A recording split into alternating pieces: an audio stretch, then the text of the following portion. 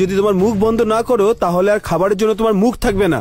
4 জন junior artist জোগাড় করে আর একটা বিলাসবহুল গাড়ি ভাড়া করে তুমি নিজেকে বিশাল বড় মনে করছো। তোর বাবা আমার দাদুর জন্মদিনে তোর দেওয়া গিফটটাই দিয়েছে, তাই না?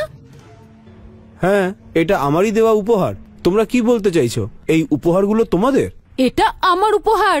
এই অ্যান্টি এজিং অমৃতটা ড্যাভন ল্যাবের নতুন আবিষ্কার। এটা অনেক কোটিপতির কাছেও সহজে পাওয়া যায় না। তুমি কিভাবে এটা কিনতে পারো? আমার মেয়ে শ্রুতি এই মাত্র ড্যাভন রিসার্চ সেন্টারে জয়েন করেছে। ওর মেন্টর ডক্টর স্যামুয়েলি এই মহাসত্তা তোমাদের মতন মানুষরা আমার মেন্টরের সম্পর্কে জানবে সেই যোগ্যতা নেই। তুমি যে মেন্টর স্যামুয়েলের কথা বলছো, ও কি একটু বয়স্ক? তুমি কি আমার মেন্টরকে চেনো?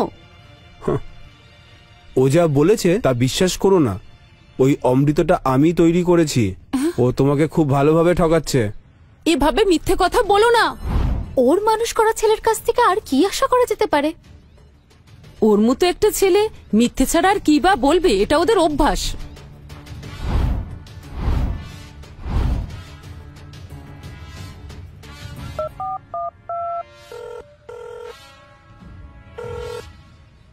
স্যাম, শুনলাম তুমি একজন ছাত্রীকে গবেষণার জন্য নিয়েছো।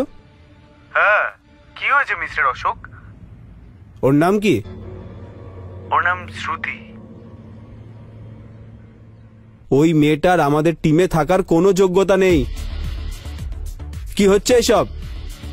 মিস্টার অশোক, আমাকে একটু সময় দিন, আমি সব বলছি। স্যামুয়েল, তুমি এক্ষুনি ল্যাব থেকে বেরিয়ে যাও। তুমি আমাদের নিয়ম ভেঙেছো। এবার একটু থাম। তোর বাবার মতন তুই আর নাটক করিস না। মনে তো হয় এটা ওদের রক্তেই মিশে আছে। শ্রুতি, তুই চিন্তা করিস না। ওরা তো প্রতারক। ঠিকই বলেছ। পুলিশ আসুক, তখন ওদের উচিত শিক্ষা দেবে। আসুক একবার, তখন দেখবো তোমরা কি করো। কি বললেন আপনি? সব কি বলছেন স্যার? কি হয়েছে বল শ্রুতি।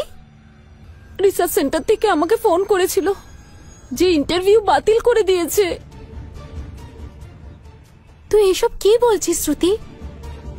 সব শেষ, সব শেষ হয়ে গেল মা। ওকে তো দেখেই বোঝা যাচ্ছে ওর পেছনে একটা বড় দল কাজ করছে। ওখান থেকে একজন হয়তো তোকে কল করেছে। তুই কে রে? ও, এর পরের লক্ষ্য কি আমি নাকি? আমার নাম রঘু। তোকে এই কয়েনগুলো কে দিয়েছে? কে দিয়েছে মানে? আমি তো হোপ হেভেন কোম্পানিতে জয়েন করছি, তার জন্য উপহার দিয়েছে আমাকে। তোমার মতো একটা অপদার্থের পক্ষে হোপ হেভেন সম্পর্কে জানাটা সম্ভব নয়। হোপ হেভেনের তোর সুপারভাইজার কে? ডক্টর কার্গ, উনি আমার সুপারভাইজার। ডক্টর কার্গের না রেয়ার কয়েন কালেকশন রয়েছে, সেখান থেকে গিফট করেছে, কারণ আমি ওনার সঙ্গেই কাজ করতে যাচ্ছি। কি বললি? তোর কি তাই মনে হয়? আমি চুপ করে আছি বলে তুই যা ইচ্ছা তাই বলছিস বল। আমি ডক্টরেট করেছি, আর তুই একটা ভিখিরি কোথাকার। যত পারিস কথা বলে নে, একটু পরে তো এমনি কাটতে হবে। এবার আমার সাথে গেম খেলছিস তাই তো? তোমরা আমাদের কোম্পানিতে নতুন কাকে হায়ার করেছো? স্যার, ওর নাম মিস্টার রঘু। আমার মনে হয় আপনি ওই রঘুর কথাই বলছেন। হ্যাঁ, আমি ওর ব্যাপারেই জানতে চাইছি। ও তো আমাদেরই ছাত্র, সেই জন্যই স্যার। সত্যি কথা বলতে আপনার এত সংকোচ হচ্ছে কেন? এবার আপনার সাথে অডিটিং টিম কথা বলবে। স্যার, আমি সত্যিটা বলে দিচ্ছি স্যার। স্যার, মিস্টার রঘুর কাছে কিছু টাকা ধার নিয়েছিলাম, তারপর থেকেই ও আমাদের প্রজেক্টে যোগ দেয় স্যার। গুড। অডিটিং টিমের কাছে গিয়ে তুমি এই সব কিছু বলবে। এটাই তোমার লাস্ট ওয়ার্নিং, কথাটা মাথায় রেখো। এই রঘু, কি হয়েছে? ওরা সবাই মিথ্যেবাদী আর প্রতারক। ওরা শুধু একটা কাজই জানে, ভালো অভিনয় করা আর গুছিয়ে মিথ্যে কথা বলা। আমি যে ভয়েসটা শুনলাম সেটা তো ডক্টর কার্গের ভয়েসই মনে হচ্ছিল।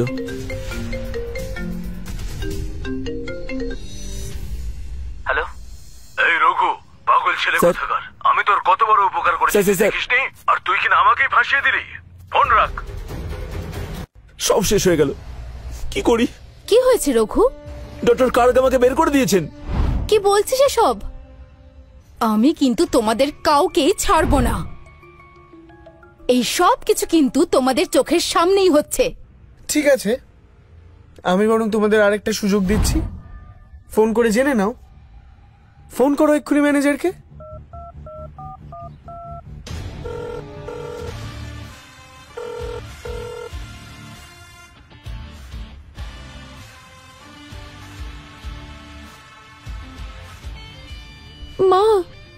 আমার সব শেষ হয়ে গেল।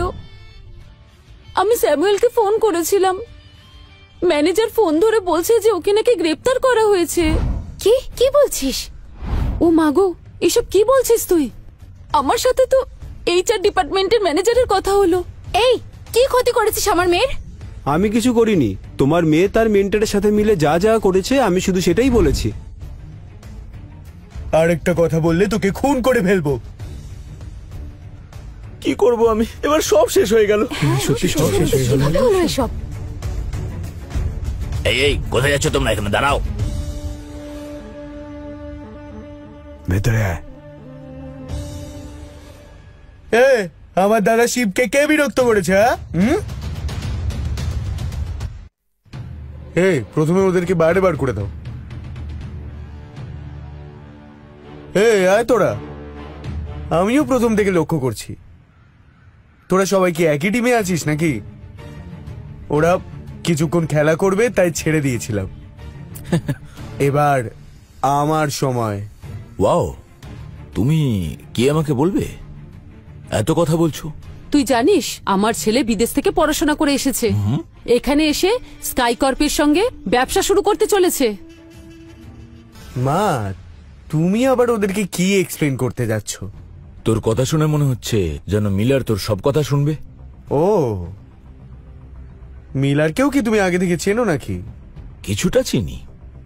এখন আমার ক্ষমতাটা বুঝতে পারছো তো? ভালোই ভালো ক্ষমা চেয়ে পরিবারের সাথে কেটে পড়ো, না হলে তোমাদের কি করব তা আমি নিজেও জানি না। আরে রঘু, এসব নিয়ে মন খারাপ করিস না। আমার ব্যবসা শুরু হলে আমি তোকে আমার ম্যানেজার করে দেব।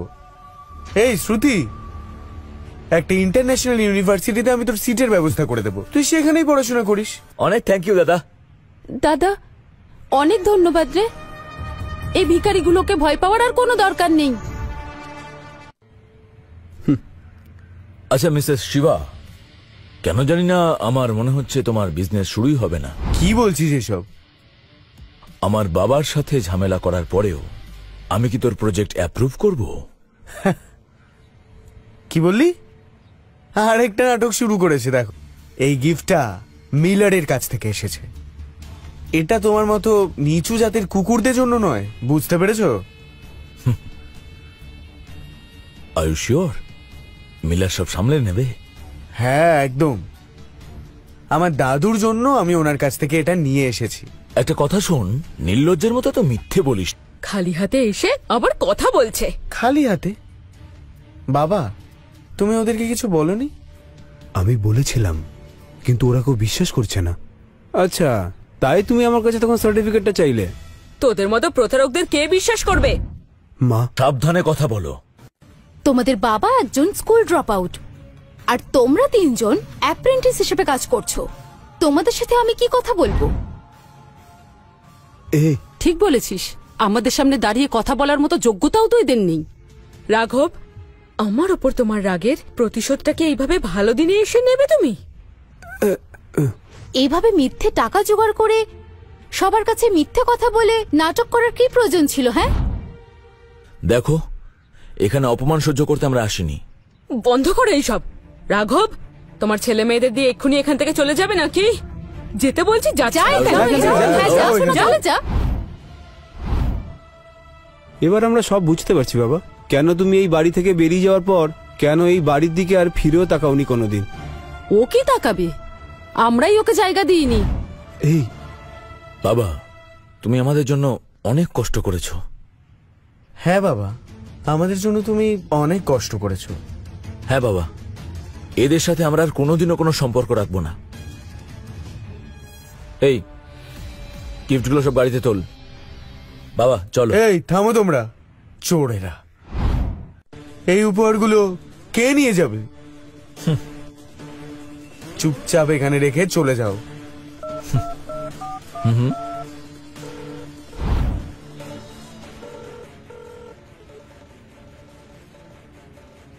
তোমাদের সঙ্গে আমাদের আর কোনো রকম সম্পর্ক নেই, তাই যে গিফট এনেছিলাম সেগুলো আমরা নিয়ে যাব। এই তোল এগুলো। এই জঘন্য বাজে ওয়াইনটা ছাড়া আর কিচ্ছু তোমাদের এখানে নেই।